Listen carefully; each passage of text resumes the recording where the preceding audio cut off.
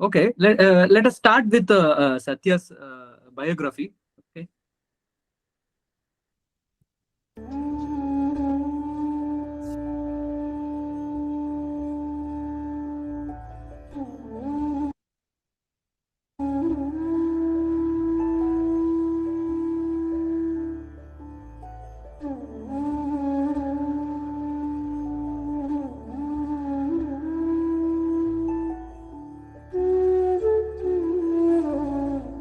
But I think your Shiva sir has to come out of the screen share.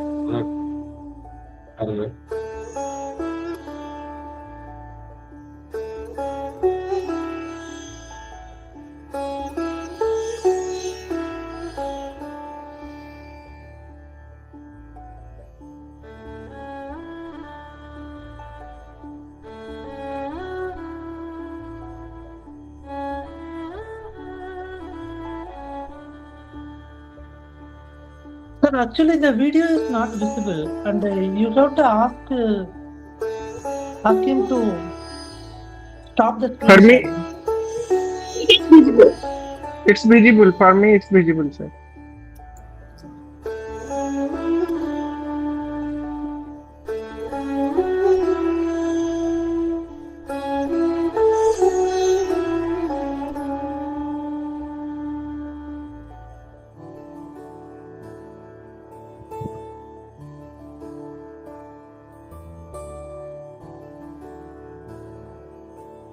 But if it is satisfying only 1, 2 and 3,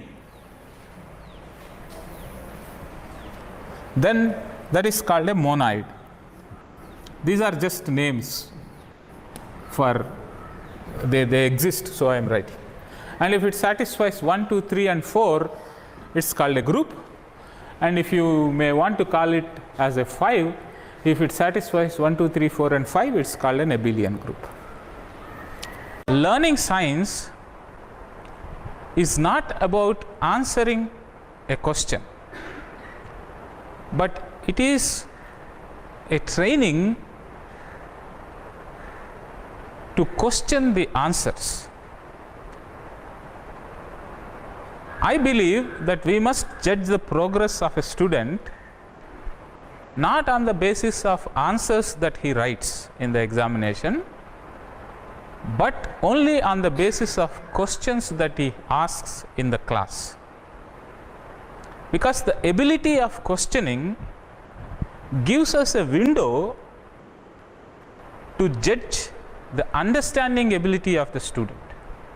So I think, in my opinion, the first and important aspect of teaching is to make them ask questions. Now, this is a very, very tough task. We have a group of heterogeneous people with different backgrounds, different knowledge initial states, and we cannot easily make everyone to come out in open and ask questions. There will be a lot of inhibitions, there will be fear, there will be a doubt that others will ridicule, all these problems will be there. But we have to deal with all of them, we have to live with all of them, and yet make some progress in terms of training them to ask questions. This is the only way to really judge whether someone is making a progress or not. Second important thing is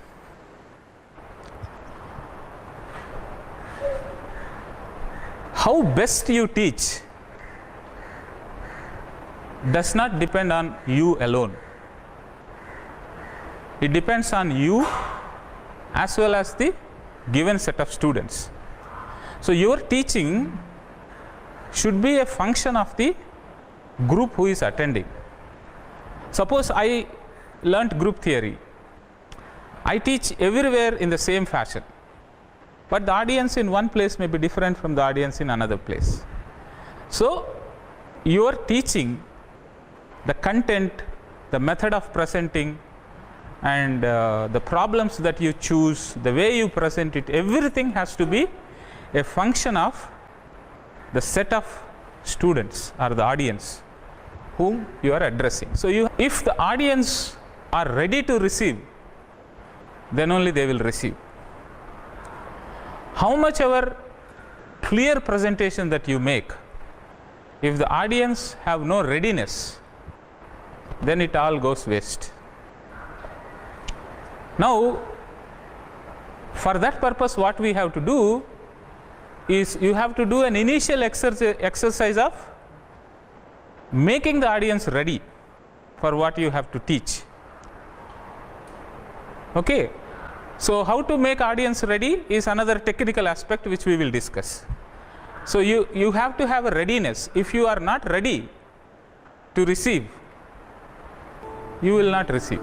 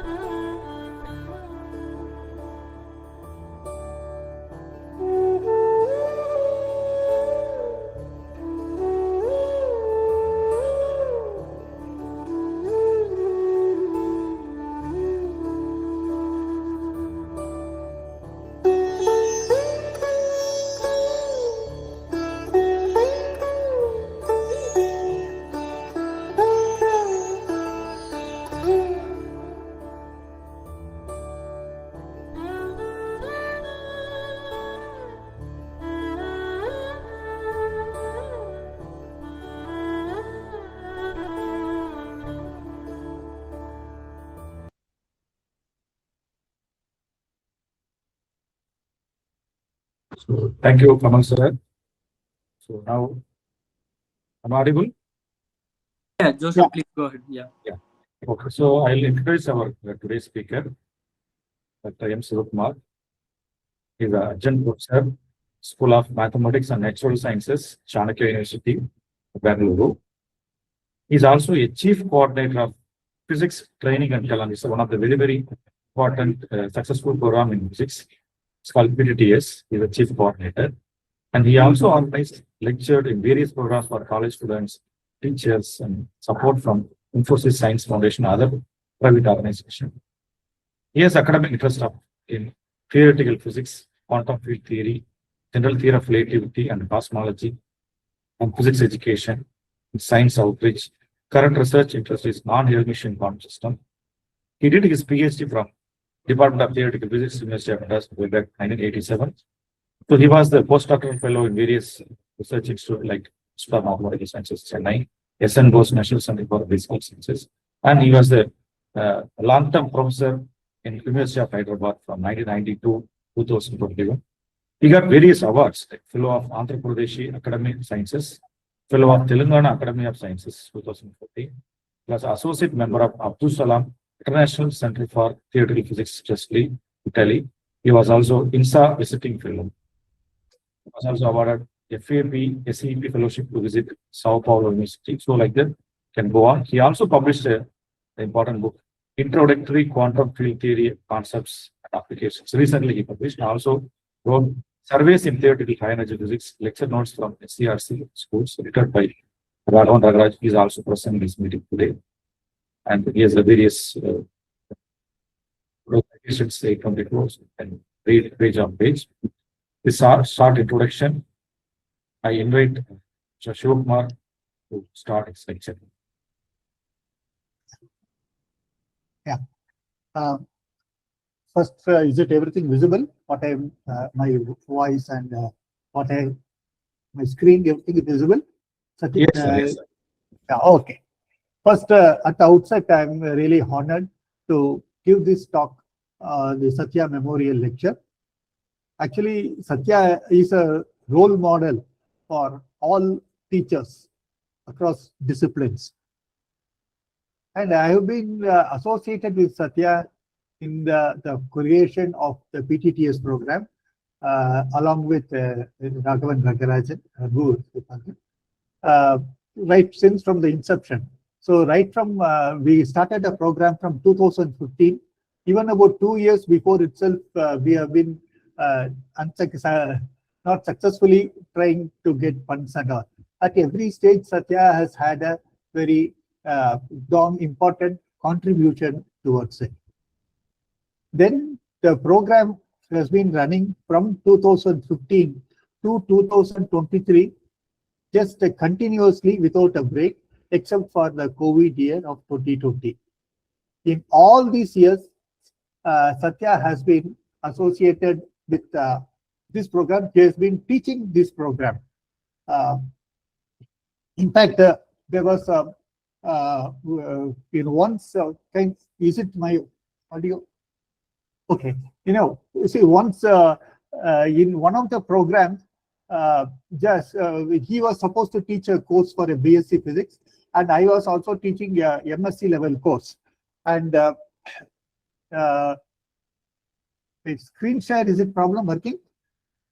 Hello? It says that there is a problem in connecting. Yes. Your tab and laptop. Yeah, connection. Yes.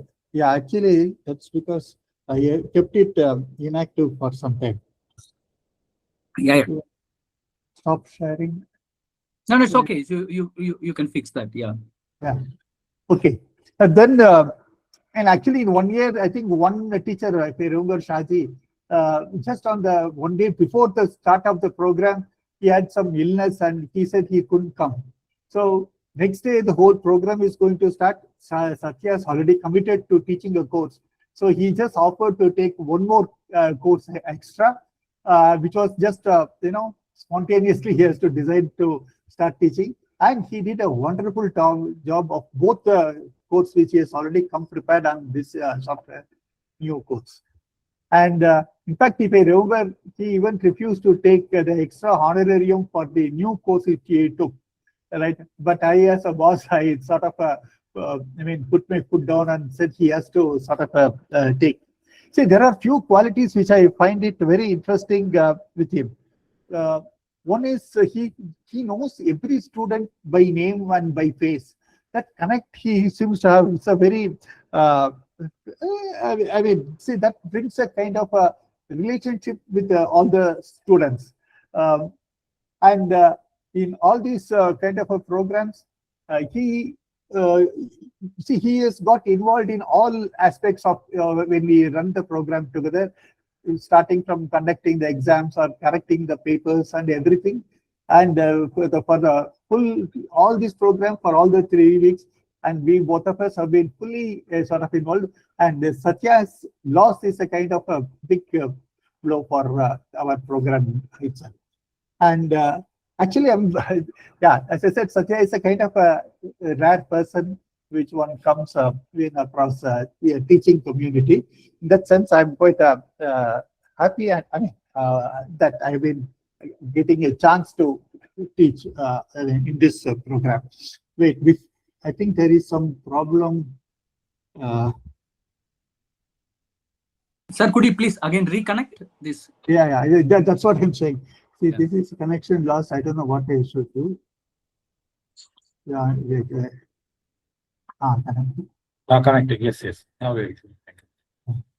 Yeah, because I was keeping it. Yeah, got it. Yes. Please. Now you have to zoom. Zoom, sir. Zoom the same. So what did you tell me? In the right hand side bottom, there is a exactly. Yeah, that you can move it to the left hand side. Okay. Yeah, now you can use that. Yeah, perfect. Little bit more. Yeah. Okay.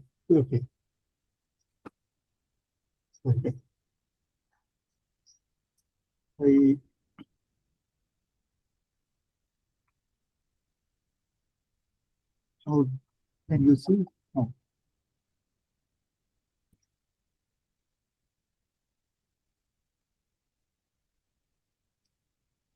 You can start to write. Yes. Yes. You could able to see your handwriting. Yeah. Okay. See, this talk as I said, given the title, I meant it really in a letter and spirit. Why students find quantum mechanics difficult? Students find quantum mechanics difficult. See, for this talk to work well, I would like to have a lot of interaction with teachers and students. So somebody who has some questions to ask can raise, and Joseph and somebody can allow them. Okay, so I will ask questions or they will ask questions. So I want it to be completely in an interactive mode. That is my first, shall I say, condition, requirement for this talk to be a successful thing. Second is you can ask any question, if at all, this lecture will go in a completely in an interactive mode. Okay, so I will ask questions, and the point I had is whatever questions I am asking or I am posing here, idea is that you should ask these kind of questions to the students, provoke them to think. That is my sort of a second point. My third point is that at the end of this lecture, whatever be the doubt you have on any topic of quantum mechanics, which is not built in this in my sort of lecture, which is going to be only some specific points I'm going to do, please ask me. Okay, then if I know, I will try to address. My point is to know the difficulties which students have. Okay, that is the point which I want to address. My first question to all of you is, roughly how many teachers are there? There must be around 30. Majority are teachers. Why, see, why I'm asking is, does all of you must, I will ask one question, right? I will make a statement about one question. I think that most of the students would be asking you this question, or as a teacher, you yourself must have faced this question. As a teacher, I have found many students first ask this question to me in the class. Okay, so can I tell the question? My question is, how do I form a mental picture of the quantum mechanics concept? Question. How should I form mental picture in quantum mechanics? Is there anybody, can I say any teacher who has not had a student ask this question? Do you know what should be the answer? What can be the answer for this? Satya, is there any way they can ask? Sorry, Satya, Joseph?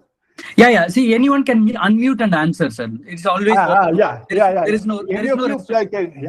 Can you? There is no restriction at all. Anyone can unmute and ask. Please say. Sir, what exactly do you? Can you repeat the question? Yes, I have written down. See, this is a question of forming a mental picture of wave function, things like that. In quantum mechanics, many things I can't form a mental picture of it. I have got many students, including good students, ask me this question, and I have given. Is there anybody? In fact, I would have thought, is there anybody who has not faced the question? I thought that will be sort of a first one will be less in number. So is there anybody who has, so most of you have not had a student ask this question? Or do you yourself have this question? See, wave function cannot have any picture. See, even historically, if you see, Schrodinger himself, that means fought with it. That means he exploded, but what is meaningful is the mod size square. Okay. Let me rephrase. I would have answered. I have answered this student in a way. Is in classical physics, has all the things have a mental picture? Can we have a mental picture for all classical concepts? For example, first thing which we don't have is an electric field. Even from a 9th class students they learn about the word electric field. If you ask what is an electric field, you can't have any mental picture of it. You can't say that it is a force experience at a point. Then of a charge. Then I will ask, if there is no charge, is there electric field? There is always an electric field. Even when we talk, there is an electric field. How do I picture that? We can't picture that at all. Okay. First thing is, even in a class, so it is not a quantum mechanical concept of not having a picture. Even at a very elementary level, from 9th class at a level itself, we have been exposed to having the concept of a field which does not have a kind of a mental picture. Second thing is that when we have the concept of a mechanical sort of a wave or anything, this wave is completely different from the wave we come across in the classical sort of a theory. There are several differences. One, of course, is there is no medium. So we can have two kinds of waves. So second is, so my answer is, even classically, there is a abstract object. Classically, electric and magnetic field do not have a mental picture. You do not have mental picture associated. That is one point. Okay. I will go to the increasing level. Okay. Even when you have waves and all, these are just a name we have associated, because when you look at a matter wave, right, it is a wave because it has some properties of the wave. It also does not have some properties of the wave. It does not have a medium. If you say electron is a wave, it is not that the mass and electron gets spread out as a wave. That doesn't happen. It is some disturbance in something which we don't even know what it is about. Similar thing, even the electric field is like that, right? We don't know what is it a disturbance of. Only thing we know is it is not a either medium. Okay. Then if you consider a n particle quantum system, then it is a quantum mechanical wave function. It is a wave in a 3n dimensional configuration space, not in a physical 3-dimension space. Okay. So when you talk of wave, there are a lot of, these are some of the differences. Actually, as we go further, there is more differences I will try to do.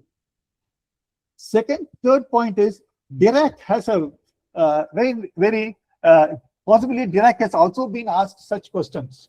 So in his, all of you must have heard this book, Principles of Quantum Mechanics by Dirac. In page 10, he makes a statement. Okay. You can just go through page 10 in the 4th edition.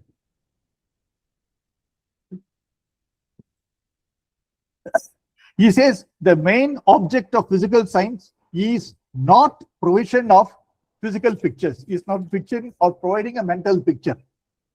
If a picture exists, so much better. So whether a picture exists or not is a kind of a secondary thing. So seeking a mental picture because I want to visualize things, this is where we have a problem. Students have difficulty even in understanding 3n dimensional configuration. How will I picture it? So that kind of a question is not, first thing is not important. And even at the classical level, we have come across the concept of a field, okay, which has no forming of a mental picture of that. Okay. Sir, I think you have to move your screen bit because we are not seeing anything writing. Yeah, that's fine. Yeah. Okay. Second is on postulates. So I want to ask this question. I want to know how many of you answer. Okay. So question is, in Newton's laws, we have Newton's laws of motion. That is where we start with. Whereas in quantum mechanics, we start with postulates.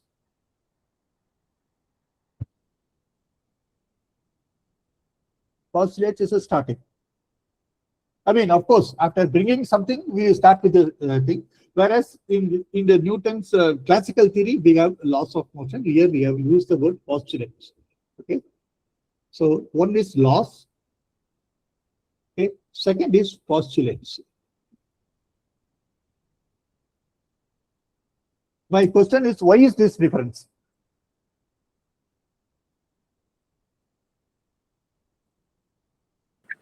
Does anybody has any answer?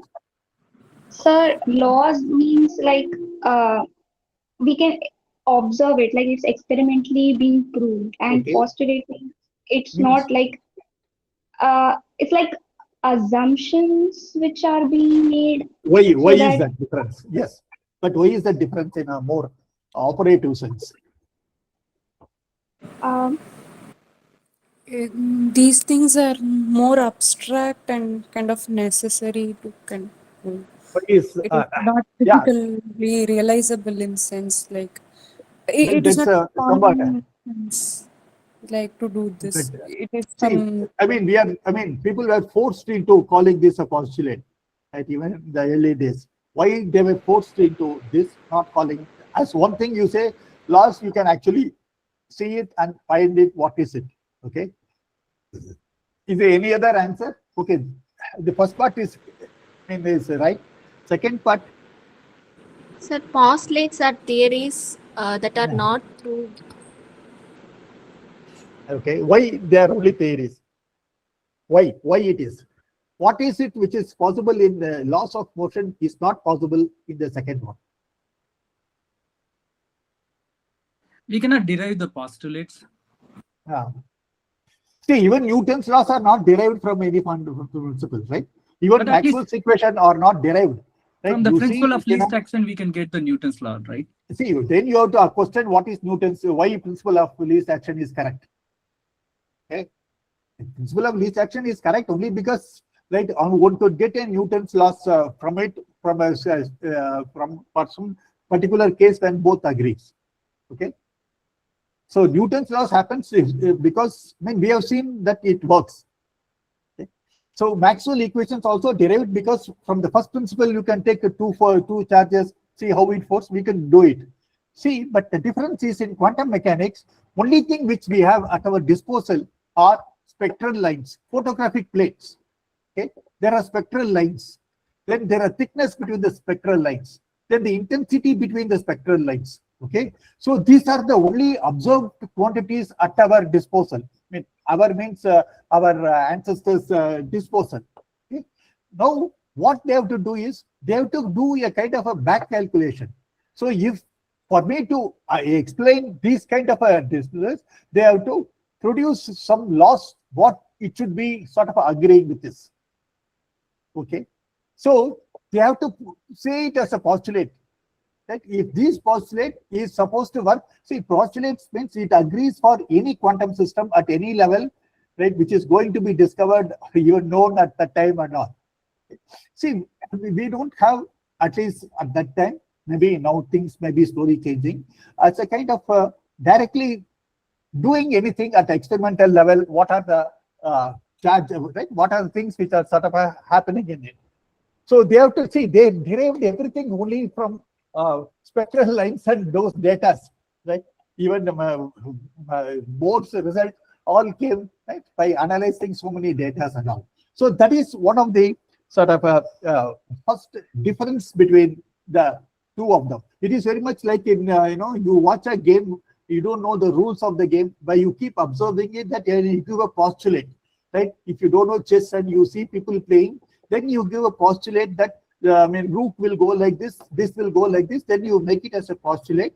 Then because you don't actually do it, then you see whether it works for every system. It works. That seems to work. Okay, that's a difference, for laws, right? So that is that we are ending with the postulate of this. Okay. Sir, in that case, sir. Yeah. Good evening. This is Ayappan. Yeah. Can I ask one question here? Yeah, sure. If that is the case in the future, there will be a loss for quantum mechanics as well in that case. Yes. So See, what will happen is, yes, it's a see, right now the postulate is still becoming a law only, right? See, after some time, we have to say right now, we are not able to check these postulates at the one particle level at all. Now these quantum information, these theories at experimental things as really getting improving. At some future stage, it can become things one. See, it is very much like Bohr atom model. We called it as a model. Okay. Then it becomes a theory, right? So the same thing, we have a standard model for electromagnetic theory. Now it has become an electroweak theory. Okay. So that is a gradation of a science progress. Okay. Yeah. Thank you. Yeah. My second question is, you know, okay. See, we have several continuity condition on wave function on psi and d by dx of psi. Okay, there are continuity conditions on it, right? That is, wave function must be continuous. Wave function must have this property. It should have finite discontinuity. Blah blah blah. Are there? Okay. My question is it a mathematical requirement or a physics requirement?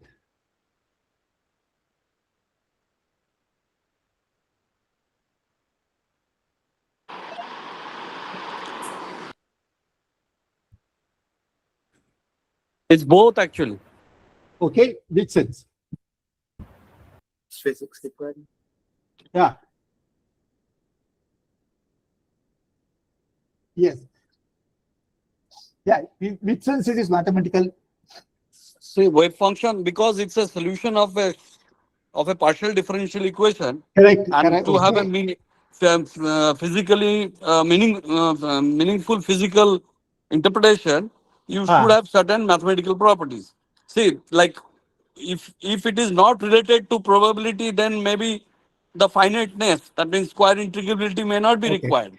Okay. Okay. See, yeah. See, I mean, I can make it a bit more precise. I think you are right. See, if you take any partial differential equation, there will always be continuity condition on it. When you have two regions or two things, there should be a continuity condition on any partial differential equation. You take Maxwell equation, isn't there a continuity condition on electric field, right, between two regions and all? Therefore, as a partial differential equation, in two different potentials are like two different regions, there should be a condition of continuity. There should be a condition on all the properties of this wave function. Because it is a second order in derivatives, you need two conditions on psi and psi. But this is a property of mathematics, that any partial differential equation must obey some continuity equation. Okay. Second point is that because psi has certain probability, therefore we say that mod psi represents probability, therefore psi must be a continuous thing. Actually, one can even cook up some condition on this thing where psi is discontinuity gets offset by derivative and all. Some artificial models possibly one can cook. But the point is that we have wave function must be continuous, therefore, right? And then all these things come. That is one of the things which put. Then it's the thing. So even electromagnetic Maxwell equation as a derivative on the electric and magnetic field, because it's a partial differential equation. Okay, so my sort of third point is we have linearity in quantum mechanics. What do I mean? Linearity is considered as a very important part of things. What is what I mean by that? That is Schrodinger equation. That is one of the things. Schrodinger equation is a linear equation. That is one aspect of it. Okay. Second aspect of it, this is one aspect. Second is that wave function satisfies wave functions. They form a linear vector space.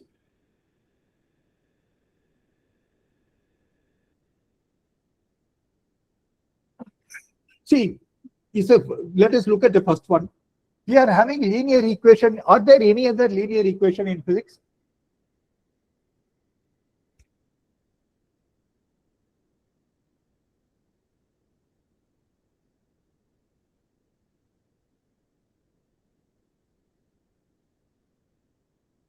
I think all of you must be knowing wave equation is a linear one.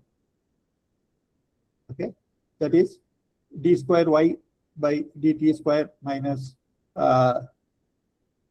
c square times d square by dt square L by t square. Sorry, c square has come here. Okay. Sorry, it's not psi, it is y. That y is a displacement about the right? This is the kind of is equal to, this is a linear equation. Okay. Where c is a velocity, any velocity of the wave.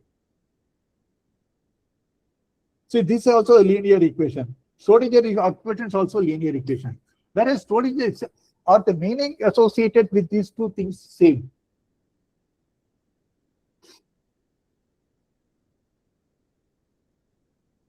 See, in quantum mechanics, the linearity of this wave function and the fact that it forms a vector space is very important thing. There's a lot of noise is made about it. So why is this? Is there a difference between what we know?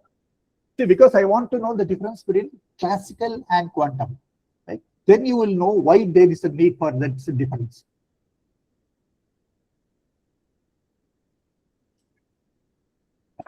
See, what is the linearity here should mean in classical?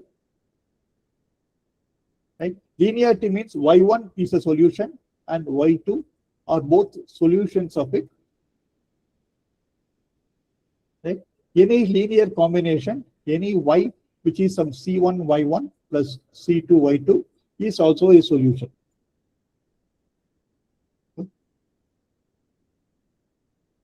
Yeah.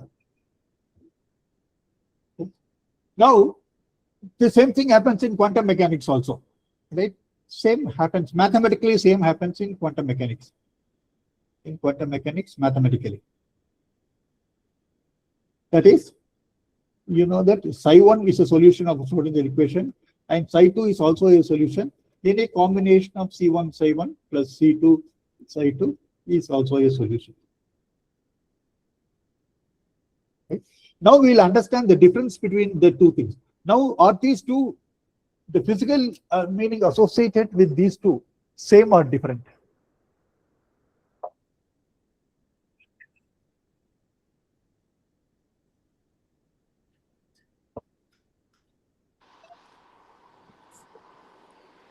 May I come in? May I make a Yeah, comment yeah, here? sure. See, in quantum mechanics, this linearity is not due to Schrodinger equation. It is due to the first postulate that every state of a system, quantum mechanical system, is represented by a vector in the Hilbert space. Correct. And if it is a vector in the Hilbert space, or in any vector space, if I have two vectors, then by definition of a vector space, two vectors, sum of two vectors will be a third vector which will belong to the same space. Yes. So that is the see, when you agree to represent a state of quantum mechanical system by a vector in a vector space, that comes to your other question. My second question. Okay, I mean this is also coming to why classically we don't associate a vectors. So let us. I mean, okay, you answered my question partially. See, partially because why? What is it? Whatever you said is correct. Okay. That is linear combination of, I mean, it's a vector, but the point is that if it's a vector at a given time, then it should continue to be linear. The property should continue at a later time. Therefore, Schrodinger equation becomes like a like a linear sort of equation. Okay? The same thing, you know, the physics began. You see, what I want is here there's a difference between the meaning we associate in a wave equation. See, for a wave equation, in a wave equation means in a classically, okay, right?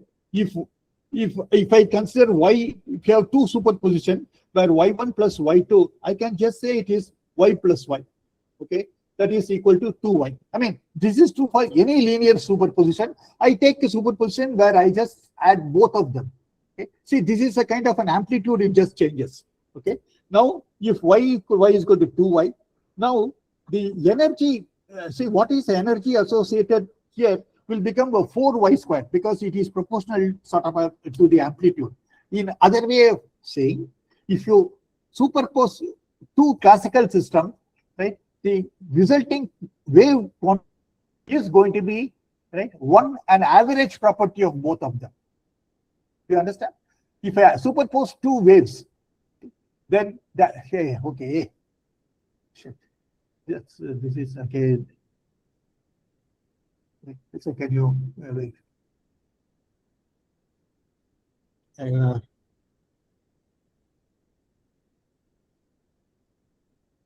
why this is.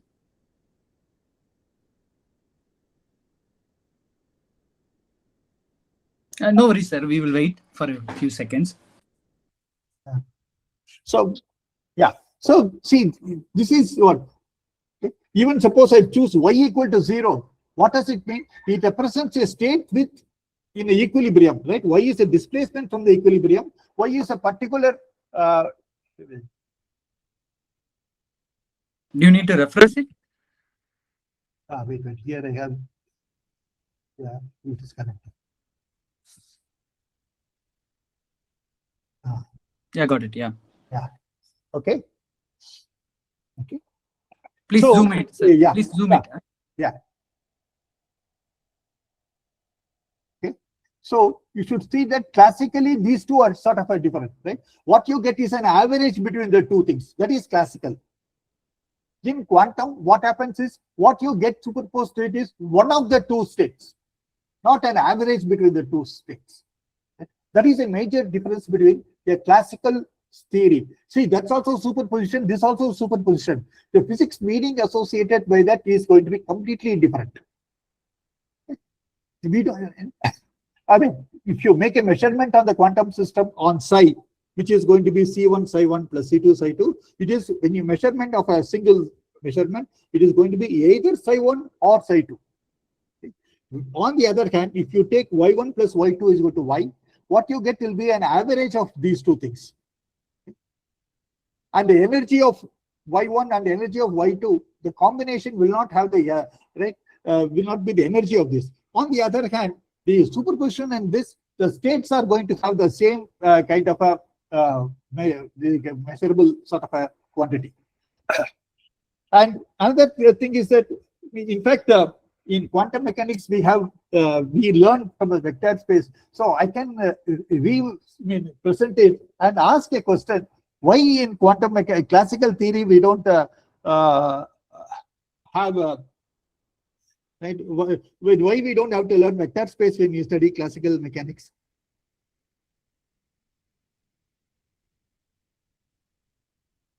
We don't have to.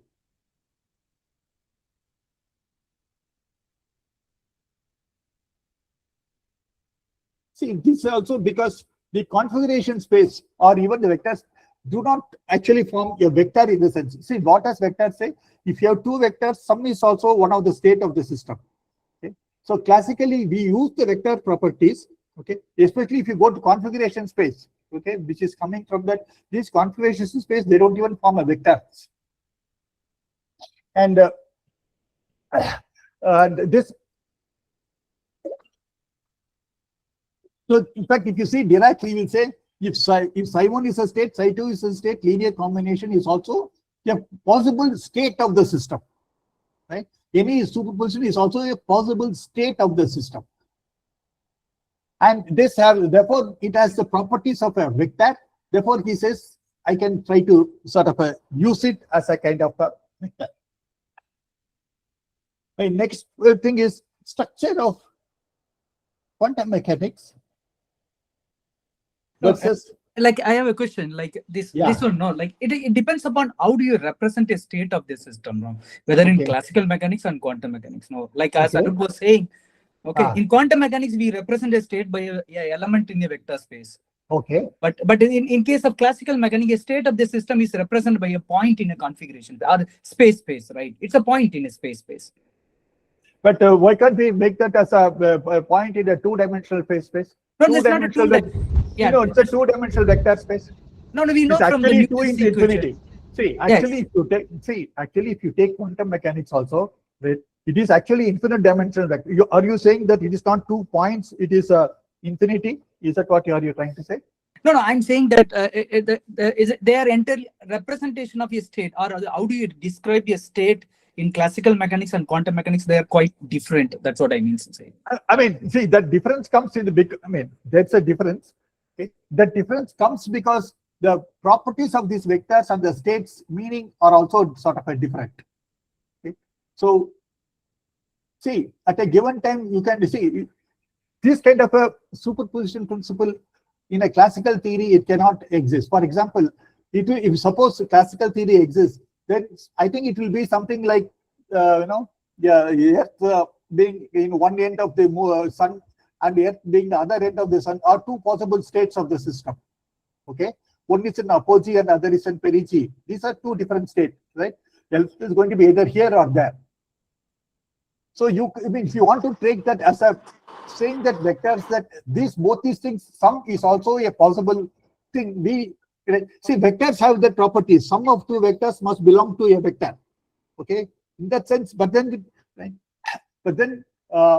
the full meaning we are not sort of associating with that in vector space because of this sort of a difference. See, even in a Schrodinger equation, we want everything to, at a given time, evolution, right? The superposition principle must continue at a later time, and then the superposition principle is first checked for all these kind of Young's double slit experiments and all. Then we say that this has a properties of adding that. See, the point I want to say is, we don't have to be, we are not forced to learn vectors in a classical mechanics before we go into that. I mean, actually, there's a much deeper reason also for it, right? Yeah, can I ask one more question? I may just want to comment here about this discussion between Kamal and just the speaker. See, in classical mechanics also, R and P, which are vectors. Okay. Yes. Okay, and similar. And if you consider waves, that is electromagnetic theory, then wave is function of position. We write it as a function of position. In quantum mechanics, state itself, R and P are replaced by this vector, which is we call it a wave function vector or whatever you call, and whatever you are trying to interpret, that is a superposition, that comes not with this vector, that comes with the measurement postulate. See, because when you try to measure, then this distinct difference between the classical mechanics and quantum mechanics will arise. If there is no measurement postulate, that when I measure something, it will go into one of the states, you will not see any difference between the two states. It is the measurement postulate which brings in this thing that you are mentioning, that it can be in one state, it can be the other state, or it can be in superposition of state. So it is the measurement postulate which brings in. If you are not carrying out measurement, then it is in a superposition state always. I think the explaining of many of these, I mean, partly it's true. I mean, I don't disagree that in a sense, all these things are sort of tied up. In fact, that comes to my second thing. There's a difference between structure of quantum mechanics and difference in the structure of classical mechanics, the full structure. Possibly this also a reason that people have say but this is also Dirac says that about the previous question, that if two states are there, superposition is also a possible state of the system. Okay? So that is one of the thing which which exists in sort of in quantum mechanics. Actually, I mean, somewhere or other, we are not. I mean, again, as I said, linearity of equations also true both classically and quantum. Okay, but then the difference comes because we attribute the meanings to it, and partly it's because of measurement. Measurement is going to be. I will come to the difference between measurement also in the next stage before I complete. Okay, I'm going to also discuss that aspect also. Okay. See, Professor Kumar, Sivakumar, there's one more thing that you have to also mention is that, see, the action of all the operators in quantum mechanics are linear. See, if one operator A acts on some state, gives you another vector, and B operator acts on the suppose another state. Now, if you take A plus B, that will also act linearly. So that's why this Schrodinger equation, that point you are mentioning is that superposition is maintained. Okay. So that comes with the linearity of the operator. Maybe I will ask another question. Why do you need a linear see, this is part is, see, all operators in are linear operators, not just in physics, quantum mechanics. The whole of vector spaces in mathematicians have, all of them are only linear operators. So you can ask, why do you always work with the linear operators? Even mathematicians do it, right? They can have imagination to do anything. But why is that? See, I can tell you the reason. The linear, we need linear operators only everywhere. Is because for linear, I mean, this is again going outside my proposed thing, because this is, I mean, this also with this answer also you can just sort of think about it. So this is again why only linear operator. So is there any mathematical course you study of a nonlinear operator?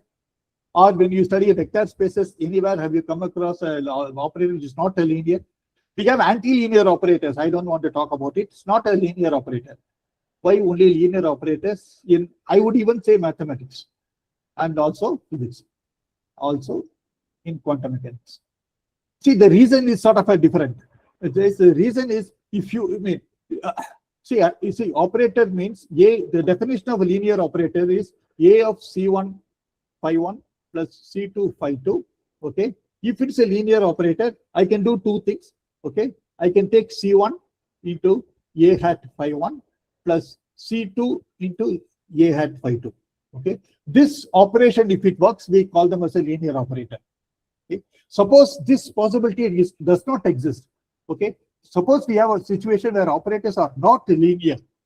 Okay. Then see, most of the properties we do in physics, right? They always assume this. Why again? Suppose you take a state vector psi, okay? Then it's a vector, then you can write it in any basis, okay? So this abstract state vector, you can represent it in terms of C1 phi 1 plus C2 phi 2, right? If there's n dimension, then I'm going to have some Cn phi n.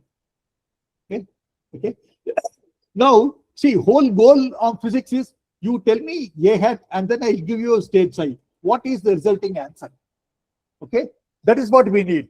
Okay, suppose linearity is does not hold good, then I have to tell what is A hat acting on psi for every vector space. For every vectors in vector space, there can be infinite number of vectors, right? These are all states, right? For each of them, I should individually know what is it. Okay. Now, you give me any vector in the vector space, I can expand it with C1, C2, Cn. This is going to be some given number. If psi and phi 1, phi 2 are given, these C1, C2 are calculable number, right? These are standard things which you know. Okay. Now, I can, because it's a linear operator, I can take A hat on the above expression. Then I will say this is A hat phi 1, right? Plus like that, I can go up to Cm times A hat phi n. Okay. Because it's a linear operator, I have luxury. If I know how this, right? What happens in a basis vectors, I can reconstruct what happens for every state vector. That luxury you won't have if an operator is not a linear. That is why even in mathematics, they never work with this operator, non-linear operators. Okay. Okay. Now, as I said, what is the difference between structure of classical and sort of quantum mechanics? See, there is in quantum mechanics, there are, shall I say, there are triads or three things which are separate. One is state, then operators or observables.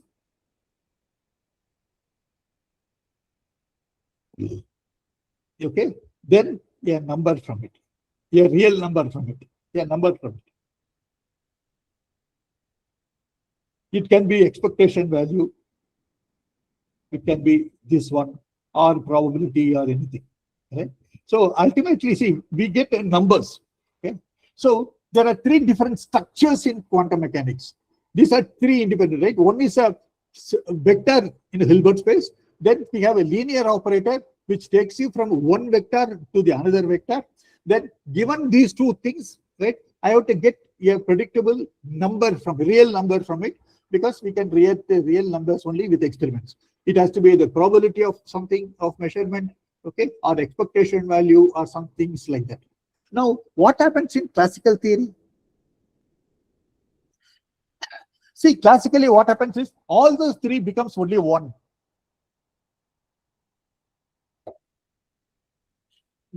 So giving me a number Q and P is going to be giving the state of the system. Okay, observable is going to be F of Q of P. Okay, now what is the number I give? You tell me what is the value of Q and P you give. Suppose I say my Q is some 1 in some units, P is some 2 in some units, then I will put Q F of 1 and 2. It is going to give me a number. This is a real function, therefore it will give me a real number, right? Any real function of Q and P is going to be an observable. Okay. Now, if you see, there is only one, everything is only one structure. Okay. These three things becomes one. See, and therefore in quantum mechanics, these are three different things.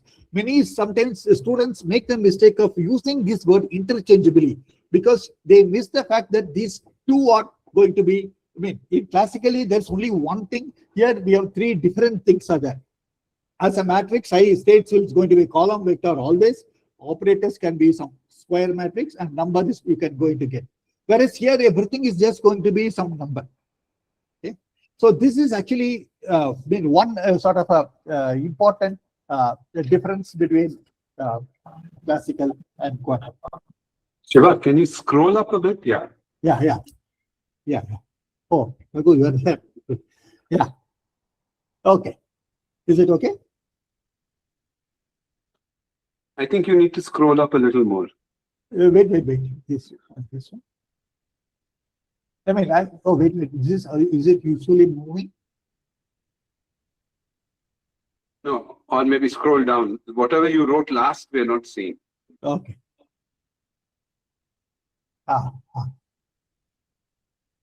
That's good. Okay. Yeah. Okay. So this is something. Yeah. It has to be sort of a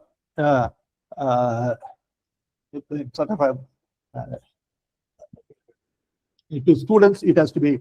And another question which always comes is how did I have encountered this question several times. Therefore, I am trying to ask it. How did the bond associate mod psi square to probability? In fact, historically, it's a very interesting thing. First thing is bond.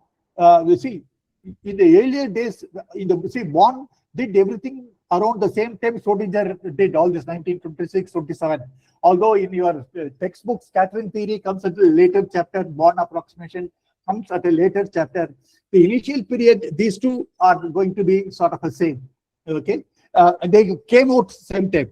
So everybody was looking at the Bourne state problems. So Bourne was the first to study a scattering problem.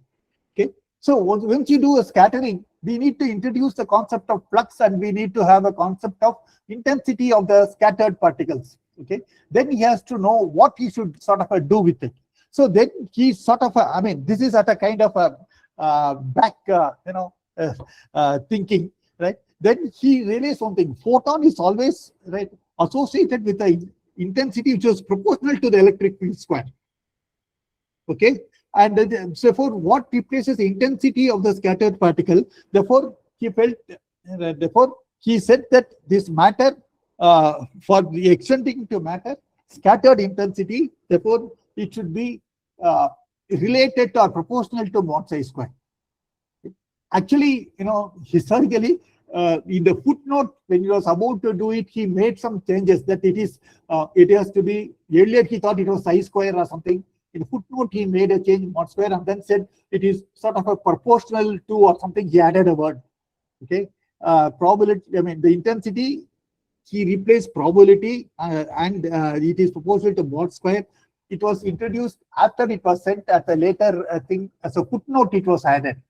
And it is that footnote which got him the Nobel Prize for this bond sort of a interpretation. Okay. See, now finally I will come to this question of measurement. Okay. Lot of people have asked this question. Now I want to ask if I want to, suppose a student asks you, see, quantum mechanics, why do you make a big deal about measurement disturbing the system and blah blah? Right? If I go to a doctor, he wants to check my thermometer. Okay, what does he do? He puts a thermometer in my armpit and then looks at it. What does the thermometer? It takes heat from my body. Okay, then mercury increases. Okay, then what does it do? If it has disturbed my quantum, I mean, you want to know the temperature? In the process of measuring the temperature, okay, it has disturbed my system. Right, it has taken heat from it. Okay, so how do you say? I mean, in what way it is different from quantum mechanics? There also position measurement sort of disturbs it. What is a big deal you are doing in quantum mechanics? So what will be the answer if a student asks you this question?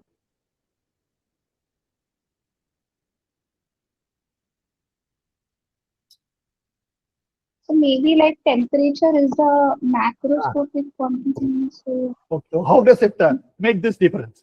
No, you can. So what? But the fact is that still it disturbs it, right? yes. So then what is a more sort of precise answer?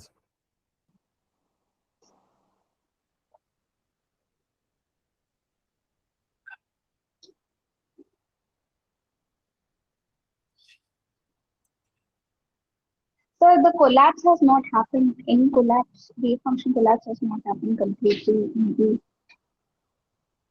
So is it? I mean, so in a sense, is it nothing new happens in quantum? The same thing happens everywhere. So I'm saying measurement of your body temperature. Of your body temperature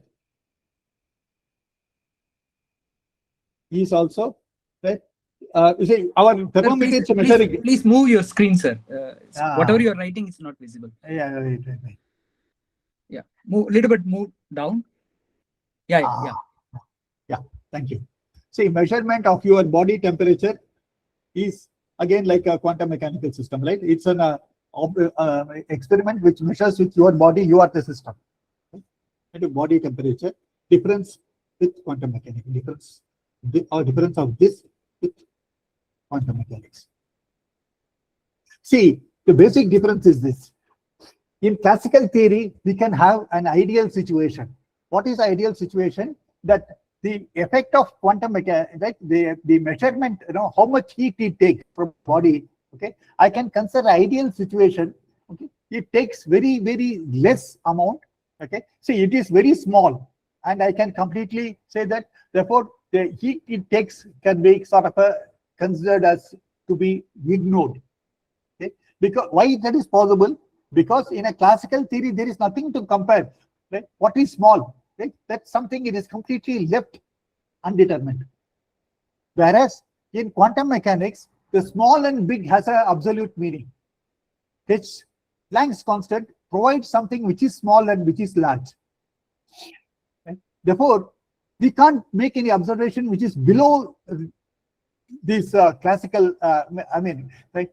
In other way of saying it, even if you say, I mean, that is one aspect of it. There's a difference between positive thing and I mean, small and big has an absolute meaning, right? In classical theory, because there is nothing for it to compare. I see, even when you measure an electric field, we say that you are putting a particle that's a source. It is not going to affect, right? A test charge will not affect this one, because we say it idealize it, right? There's an idealization which is possible in classical theory, right? I can idealize it to say the heat taken by the thermometer from my body, okay, it is very small compared to its whole body. Therefore, I can treat it as a negligible thing. Right? That is sort of one of these things. Therefore, what happens because see, and because of that, what is the thing which is possible? Say you can back calculate. You can say how much heat it has actually taken, because for a classical system, if we know all these mass, specific heat of body, thermometer and all, in principle, one can apply a correction and then one could have said what was the value before these things. Okay? That is one sort of a difference. Second, in quantum mechanics, small and big is sort of a defined. Right? H tells you that your measurement disturbs or not is sort of a H. Sort of a tells it is small or big compared to it. If it is comparable to H, it is really going to disturb the system in a way you don't think. That is one. Second thing is that every stage there is always some randomness is there. Right?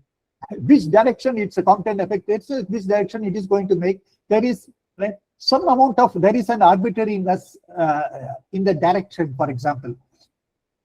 Because of that random, unpredictable thing, it's very difficult. I mean, it's not possible to reconstruct and say what was the value before these things sort of happens.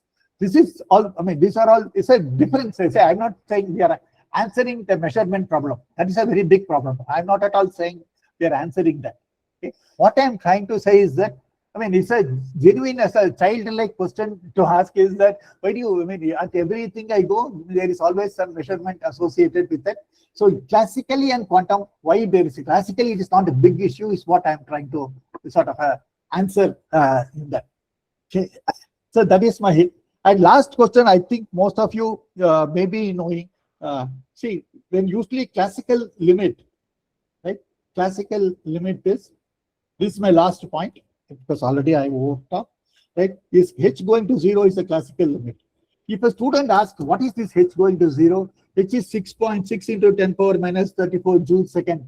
Right? What does it mean of putting that number is equal to 0? Mathematicians will kill me if I say this is it. So how will you answer that question?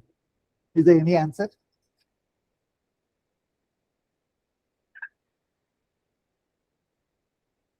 Sir, again, move your screen, sir, bit.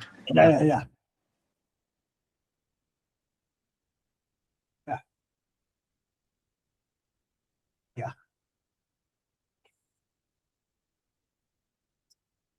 See, answer is, see, h is small is a, you see, if you just have a value h going to 0, that is meaningless statement. Okay? So if we have to compare something is small or large, it always comes in comparison. For example, I mean, am I rich or poor? If I compare with some beggar on the road, of course, nowadays there is not much beggars, but you know, I am rich. If I compare myself with Ambani or any MPs or MLAs in the so I will be very poor. Okay? Therefore, just saying rich or poor has no meaning unless you have something to compare with. So then I can say that compared with Ambani, it's as if my wealth is 0, right? Or compared with a beggar, right? His wealth is 0 compared with my salary. Therefore, when you say classical limit, you compare two quantities with the same physical quantity in right? And then say that one of them is much bigger than the other. Then you can say that you can drop this compared with the other one. Here h sets a scale in it. So in a sense that h going to 0 is two dimensionful quantities with the same dimension.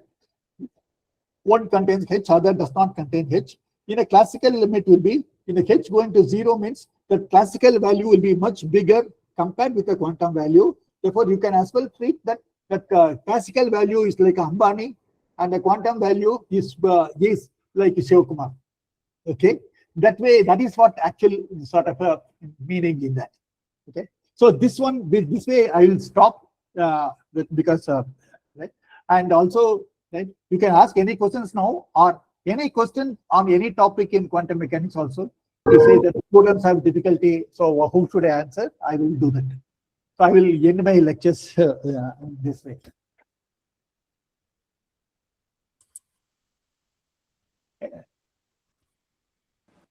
Yeah, I have one question. Like, shall we go back to that? Who is speaking? Yeah, this is Kamal.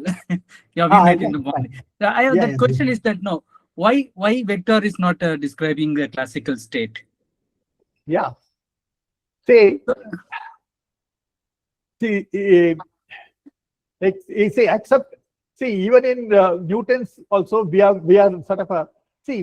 sort of using vectors in classical mechanics. I mean, in a Newtonian formulation, right? Once you go to configuration space, right? That way we are not really using the vector space because configuration space don't form a vector space. Even Newton's law also, we are actually using a vector space. Right? That's why in the first level we are really using. Okay, so the only thing is that what is not used is the concept of operator acting on it and then going there. Even that sometimes it happens. If you want to look at a rigid body problem, okay, then you are going to have something and the rotation operator actor takes it to something else. There also some kind of there also we are not really using a vector nature of that. Okay. In classical mechanics, use right any Newton's laws. Even when we teach, right, we spend a lot of time teaching them the regular vectors.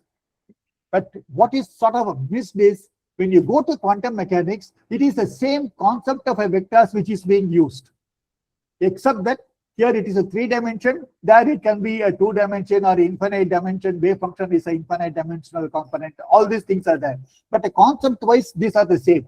What are the different? See, here vectors are there, then you can have a basis where you can sort of expand. There also you have state vector, and then you are going to have something happens. Then in classical mechanics, in a Newtonian system also, what are the things? Basis vectors is an arbitrary. Okay, you can choose a system Z. See, for example, Cartesian coordinates itself, right? There also you should always start from a Cartesian coordinate. That difference is not there once you go to Newtonian, quantum mechanics, because inertial frame is always defined only with respect to a Cartesian coordinates. Right? Even the Newton's first law of motion, it uses the word rectilinear movement of rectilinear motion. It is mentioned. Therefore, Cartesian coordinates, inertial terms are defined with respect to the Cartesian coordinates, right? Or it can be, oblique coordinates or these orthogonal coordinates, but then it has to be a Cartesian coordinates. Inertial terms are defined with that. Given a Cartesian coordinates, right, you can have a freedom to rotate it. For example, if there is a magnetic field in some direction, you have freedom to rotate the axis, right? X, Y, and Z axis, point along Z axis, and then say that magnetic field is, many times, books and teachers say it the other way around. I choose a magnetic field along Z axis, which is the wrong way of saying. The right way of saying is that there is a magnetic field along some axis. I choose my coordinate axis such that Z axis points along the direction of magnetic field. Okay, that is what freedom of vectors are being used. Another freedom is for a given problem, you can choose from Cartesian coordinates, you can go to polar and other curvilinear coordinates. That's again, you should always start from mathematics also does that. Always start from a Cartesian, then it goes. For a given problem, you can work with this thing. That arbitrariness is there. To an extent, that happens even in quantum mechanics, right? If you choose in an eigenstate of the Hamiltonian operator, okay, then you will automatically get a diagonal operator. It is somewhat, roughly speaking, similar, somewhat like that. Because you choose axis, it eases the problem. So solution becomes sort of easy. And if there's a spherical symmetry working in a polar coordinate, it eases the problem of sort of doing it. So all this, in that sense, both places we have vectors are playing. But the full structure of the vector spaces, vector, dual vector, and all these, see, again in classical, even 3-dimensional vectors, right? The dual vectors are the same as the original vectors. They are sort of a thing because that's right. Whereas in relativity, the dual vectors have a different, some differences there. Okay. Whereas in quantum mechanics, all these things are going to be important. Okay. So basic idea of vectors are here. There it's sort of a big. See, in fact, this is again a question. I forgot to ask. Perhaps I will ask now. Why Dirac's? All of you know Dirac's notation, right? Perhaps that is the final question I should choose. Why Dirac's Keptendra notation important? Suppose I say I don't learn anything. Are we losing anything? In fact, if you all know, there's a very series of books by Landau Lipschitz. Landau Lipschitz quantum mechanics book never uses the Dirac's Keptendra notation. Whole thing he works only with the wave function approach. Are we losing anything by working with the Dirac's notation? Why Dirac learning the notation, Dirac's Keptendra notation is important. Is important for us. Now, I personally felt like it's a self-correcting. It's a so anti these notations. Like if you start using it, follow the set of rules. It's a very little scope for making an error in quantum mechanics. I liked it that way. No. That's not actual. Right. See, one is it gives you a geometric way of seeing it. See, Dirac's Keptendra notation is analog of coordinate independent way of doing vectors. See, this is again many of the vectors books completely ignore it, and I'm very, very unhappy with almost all the existing books on vectors. Last year when I was teaching in the Jawaharlal Nehru Planetarium on vectors, I was to teach. That is a point I very strongly made. Right? Main point of vectors is you work with a vector, B vector, and I do dot product, cross product, everything you do in a coordinate independent way. You don't have to talk about basis or anything, right? A dot B and all, just by knowing the angle between, right? Without a basis, right? Without knowing the components, you can do everything in vector. Same thing with tensors also. You can learn everything about tensors without knowing with the components, right? That is there the power. That tells you, what it tells you is the symmetry, right? So coordinate choose what you work with. See, the answer of a vector problem, right? It's not going to depend on which coordinates is going to choose, right? I may work in a coordinate, somebody else will work in a coordinate, right? And then our experimental result or mathematical physics result should not depend on it, right? Some of them are convenient or not convenient, okay? So Dirac thing is not equivalent. It is the same as working with A vector, B vector, and C vector, and corresponding generalization to tensors, which they are coordinate independent way of doing it. Then if you want to work with a coordinate, you take an inner product with some basis and you can do. That is the first importance of Dirac's notation. Second importance is, I will again use my thing, right? So you can see, right. Yeah. This again, I don't see any book really sort of emphasizing this part. Okay, importance. See, in fact, vectors, I found all the books I tested, they combine vectors and basis components, all of them they put interchangeably, they are using it. Okay, I mean, there's not wrong. You are missing the main point. That is what I wanted to say. Your main power of vectors is you can write everything in a sort of a coordinate independent way. Importance of Dirac's notation. See, there's one very important thing is in vectors, right? Suppose I have psi, okay? I mean, I'm assuming all of you sort of know about this. So, I mean, I am just trying to see. Suppose I have see, you see many of the uses of vectors. Wait, I will. Wait, I will. Yes, I just want to wait. Right, I will. Because I have written down one specific example, which I mean, this I was not planning to sort of do it here. See, people use Dirac's notation left in region, which is they are correct, but there is one hidden assumptions which is being used, which is not much emphasized.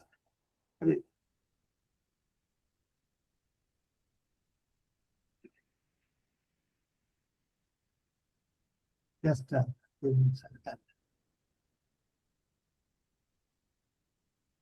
see, this is an article I have. It's called a Socratic method of teaching quantum mechanics. I have, I mean, so a part, yeah. Not black body radiation. I have something for everything.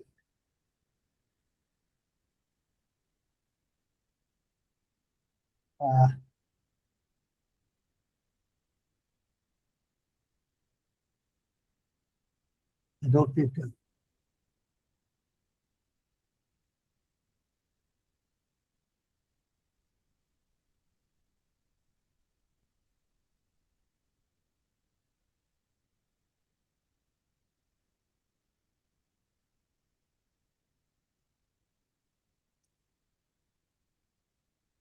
Oh, this is something on black body radiation. In fact, there is good on black body radiation. There are a lot of very interesting things which is not emphasized at all.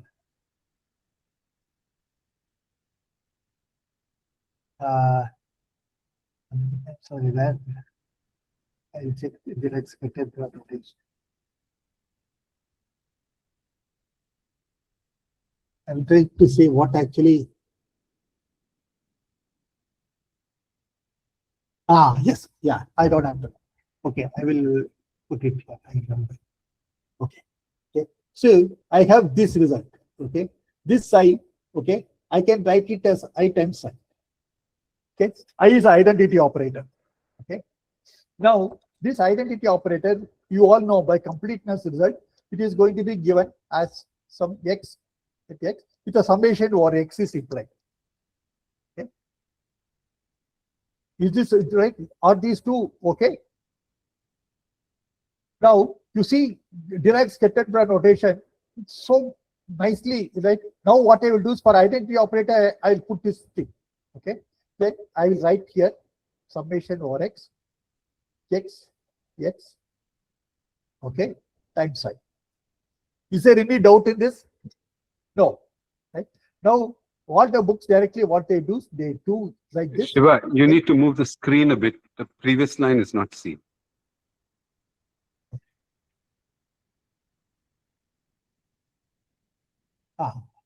Yeah. Okay. Yeah. Okay. So this is x. Okay. What we are doing it from here, we are going to do this step. And then we write this is equal to, this notation is psi of x times x. Then we write psi is equal to this. Okay. You see the power of Dirac's notation. But here, if you notice, we are doing something which is a questionable act. What is it? See, you are putting a bracket here. No, suddenly you are putting a bracket here. Okay. This xi is a psi of x. And this one. Okay. From here to here. Is it correct?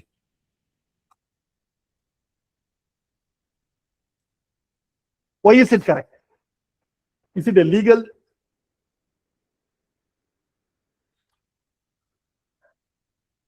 This again, no book really emphasizes this to my knowledge. I mean, I don't know. See, they may all having right. They may be knowing, but from a I'm fully concentrating on pedagogic point of view, right? I mean, I'm putting myself as a student. What are the difficulties as a student? I will have. I'm trying to answer that. See, a student in me is sort of asking me this question. See, the answer is this is allowed because of a property. Because of a property, because of the properties vector spaces obey. Okay, can you, any of you make the guess? I will start.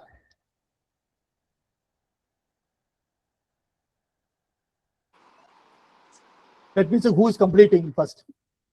Yes. See, psi x is a projection of psi on your basis vector x. Yeah. No, so I mean, that's why you are written it as psi x. Yes. See, I am only doing all the. What my goal is, the nice thing about Dirac's notation. Right. I want to emphasize how important, how useful the Dirac's notation. That is my first step. My second question is, see, this step to this step. Okay, here I am putting this bracket here and then putting it. Then I am suddenly changing to this bracket. This is psi of x. Okay, perhaps I will write it here so that these two are. See, this Dirac's bra vector. See, Kate vector we correspond with the vector. The bra one was the critical one. So bra vector is always defined with the inner product. No. So, see, my question is no. See, my question is simple. Right, this step is first you evaluate this and then you do this. Suddenly you're changed, right? I will evaluate this first and then I'm doing it. Is it a legal? No. You are not. You are writing this x bra with psi. This is as an inner product, and inner product by definition is a number. See, by definition it is a complex number. See, this happens because we are assuming there is an important mathematical property. So that's what I'm telling. What is that? No. You tell me the name of the mathematical property. That is called dual space. No. No. That's not. That is then not. What is it? Associativity property. See, then how do you define a bra vector? See, no. See, this is to do with which operation should come first and which should come later. See, here what it tells you is that you evaluate this, then you do this. Here what it tells you is that you evaluate first and then do this. What is associativity property? associative properties, you put these things, right, is equal to A, B, C. This you do first, is it the same as this you do? So this is everywhere in quantum mechanics vector space, everywhere we are associating a linear vector space. This associativity is defined. Now this is Without automatically done if you take. No, see, X. I am only asking the legality. See, I mean, what I was asking is the name for the property. You suppose, see, I'll tell you, if associative property did not hold good, this is will be an illegal operation. So, Professor, Dirac even tried to go non-associativity also. I mean, he tried. Like the question is that if A, B, C, you are treating all of them as the same quantity or same animal, then it's okay. Yes. But as soon as you take a B and C as inner product, they are not on par. No, one is a column vector. Yes. KT is a column vector, but BC, no, that's the inner product is become simple complex number. No, Okay. that's So why you can move them suppose anywhere. No, suppose I have this. Okay. See, even for matrices obey non-commutativity, but they obey associativity. Do you all agree? Okay. So this is my first operation. Okay. I am not using any words. Okay. This is also equal to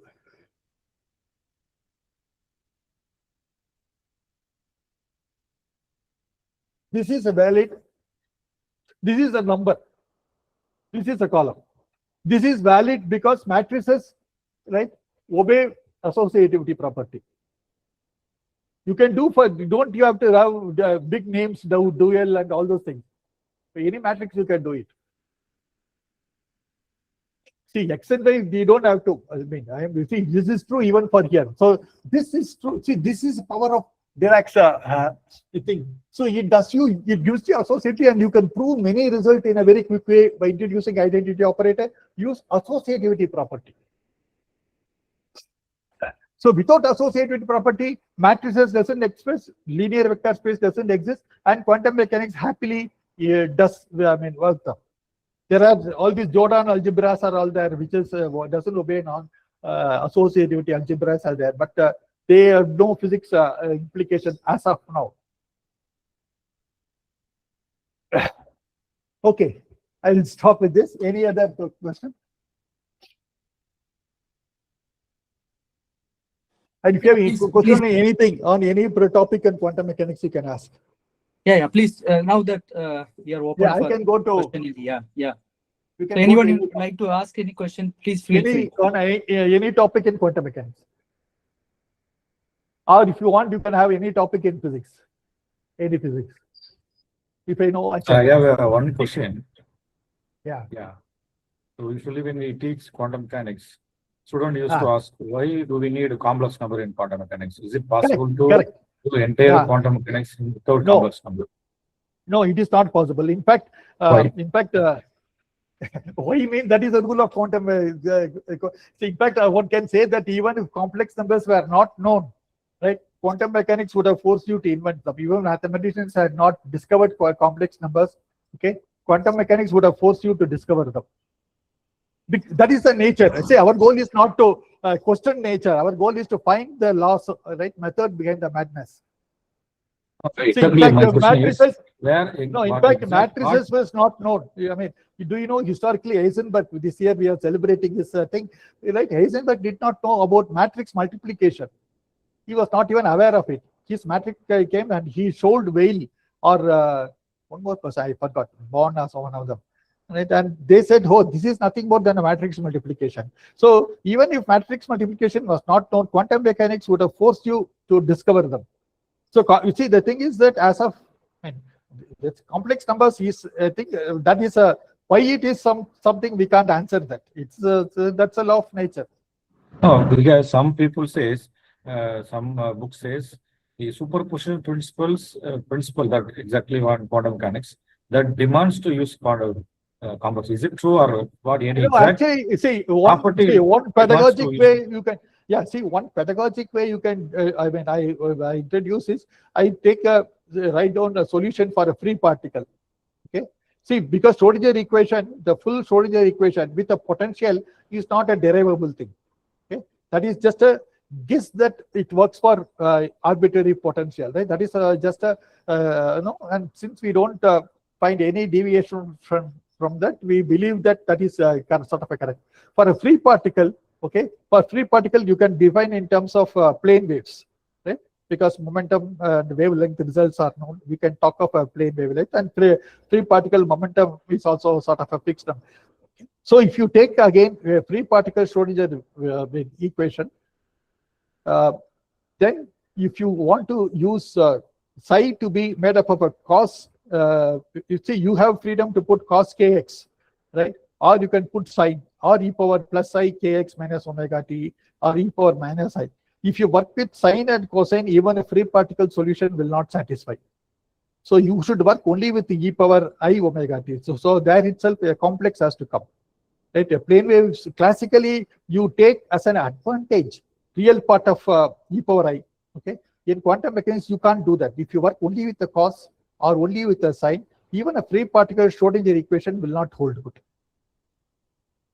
Because free particle, we should see that it works. All right. So for free particle, we generalize to every potential by praying God or any nature that we are right. Since we have not found any deviation from it, we tend to believe that the full Schrodinger equation with the potential is correct. Yeah, therefore, it is because it's a complex numbers are ingredient for it. Why it is something we can't ask. It's like asking why. I mean, yeah, even Newton's laws, I can ask why it is second derivative is actually a force is equal to mass times second derivative of position. Why it is not a third derivative? Why it is not a fifth derivative? Right? We can't ask that question. Is it like that? Sir, yeah. Any other questions? Yeah, please.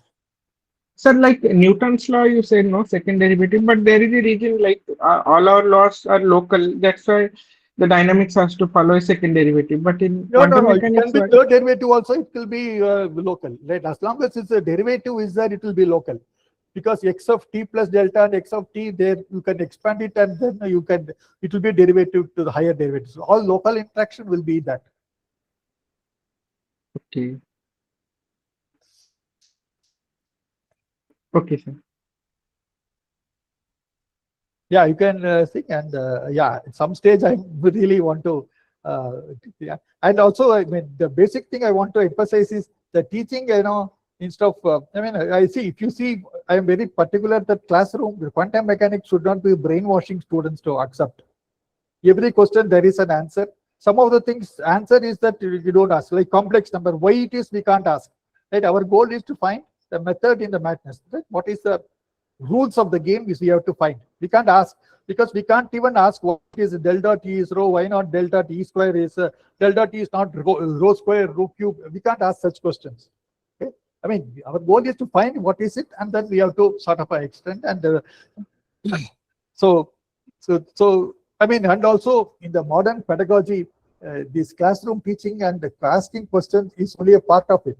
So you can really do a lot of things by giving more sort of analogies, and you can sort of explain. So there are a lot of things one can do in a student-centric teaching. So that is one thing I'm trying to sort of propagate. The classroom must be okay. If you have thank you. Yeah, other question we can ask. Otherwise, somebody want to type also, you can type. We will read it out. Yeah. You can type, and you can even take my mobile number and email, and you can even sort of ask me. Right? I'm actually making proper notes on this, like a textbook, which is about 50% for me. It's over, and then it is completely student friendly. I mean, the way I have drafted the book is, in between the text, a student will ask a question and the teacher will sort of answer. So the questions I have asked is all like that. So why the student asks why you call it as a postulate, why you call that as a the loss in it, right? All these kind of questions, all these kind of questions like that. I have a whole series of questions for every chapter. Even the problems, I have created a lot of such problems. I mean, which are not in any other textbooks. I mean, whatever I do, I mean, I have created, and all these things are going to be including the problem sets, everything sort of aligning with the Bloom's taxonomy. Where you must have remember part to higher order thinking skill, what kind of problems you can give to test students' quantum mechanics knowledge for a higher order thinking skill. See, for example, this question of measurement problem, okay, this is again a question I had. This is actually answering that requires some amount of higher order thinking skill, because you have to compare compare and contrast in what way they are different, and this, like, these are all sort of it's a bit of a, right. So I have all these things based on, I am almost the process of writing the whole book on this kind of a Socratic training. Yeah, some questions are coming. What are they? I couldn't read it. What are? Hey, Joseph, can you? What are the questions? I couldn't. Yeah. There are two questions in the like. In how classical superposition is different from the quantum superposition. Okay, I think you have answered in the. Yeah, I have already answered, because they are completely different, as different as the difference can be. Okay, one more question is that, just to remind that classical superposition is the reasoning state is average of these two properties. It is sort of average. Other one is either this or that, and or. One more question is that even if there are complexities and uncertainties due to the wave particle duality, still can't we measure these uncertainty with the utmost precision and certainty with highly advanced technology, at least in the future? See, then it can't be quantum mechanics. Then it will be classical mechanics.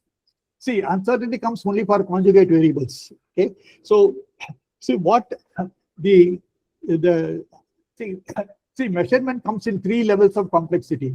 One is a single operator acting on single state, which are in superposition, right? There it is only one operator collapsing into one of the eigenstates. That is only one operator and one state. Uncertainty comes in 2 operators acting on a state. Okay, these 2 conjugate operators, what you call incompatible observables. Then there is uncertainty. The first thing has nothing to do with uncertainty. Uncertainty requires 2 operators. Right? Superposition and collapse postulate requires only one operator. Third is, of course, the most difficult thing is the state itself is not a direct product of a different state, like entangled states are there, on which non-commuting observables acting on an entangled state gives more modern development, like a Bell's inequality, and so many new things are there. So uncertainty principle, and first thing is these are different. If uncertainty principle, if there is something higher technology is, by definition, it can't be. It is not an inadequacy of our measurement. Right? All of them are sort of a, Gedanken experiment, and even now mathematically it is sort of a well-defined. That you can have, you can have something like delta Q can be very small and delta P can be very large. Okay? These are squeezed states, you call them. That kind of states is possible, but you can never have, right, one of them. Both being absolutely known with uncertainty, that is not. So this is nothing to do with the technology. That's a basic first lesson in quantum mechanics. Uncertainty principle is nothing to do with the experimental technology. Good, Professor Sivakumar.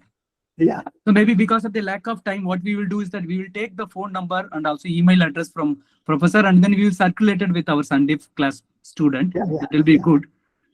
Thanks a lot, Professor, for the wonderful talk, especially in a discussion way. This is really, really good. Instead of a talk, instead of a serious lecture, it will be good because students can answer. That's how I do in my classes. This is the style in which I follow in my class also. It is really nice. So now I would like to invite, you may stop scaring. So I would like to invite Sitikant Mishra to give a vote of thanks. Thank you, sir. Good evening, sir. I am myself Sitikant. I am Satyasar student, sir, and I have attended this PTTS program in 2017. So, yes, sir. It's a privilege to propose the vote of thanks after this thought-provoking talk, sir. So first of all, we express our sincere thanks to Professor Sivakumar, sir, for sparing his valuable time and sharing his valuable knowledge with us. Sir, we are grateful for this insightful and thought-provoking talk on the challenges that students face in understanding quantum mechanics. The discussion beautifully, sir, your discussion beautifully highlighted the contrast between classical and quantum description of nature and helped us to appreciate the significance of the postulate of quantum mechanics. Sir, these explanations of linearity and superposition and the measurement problems, sir, provided us deeper understanding of both conceptual foundations and the philosophical aspects. Thank you, sir. This lecture not only clarified the difficulty concept, but also reminded us why quantum mechanics remains one of the fascinating and intellectual challenging areas of physics. And sir, this is one of the subjects which I find personally, if I read more about the subject, I feel less I know about this. So thank you, sir. And finally, I thank all the senior professors who have joined from different institutes. And we thank all the participants who ever attended the talk and asked questions and took part in the discussion. And in between, sir, our number of students reached 100. So it's a great thing. And finally, I thank all the organizers and participants and lecturers, professor and sir. Thank you. Thank you, sir. Okay, welcome. Thank you. Thanks a lot. Thank you. Thank you, Professor. Again, Yeah. Joseph, shall we formally close? Anything? Yeah, Professor Raghavan, would you like to say anything? I just wanted to say it was a very delightful lecture. Yeah, and thanks a lot, Shiva, for, as is your usual style, looking at the problems from the perspective of students and trying to raise actually fairly difficult questions for teachers to answer. Yeah. Thanks. Yeah, thank you. Okay, so Joseph, we formally close the memorial lectures with this. Okay, thanks a lot. Bye. See you next time. Bye. Bye. Sure.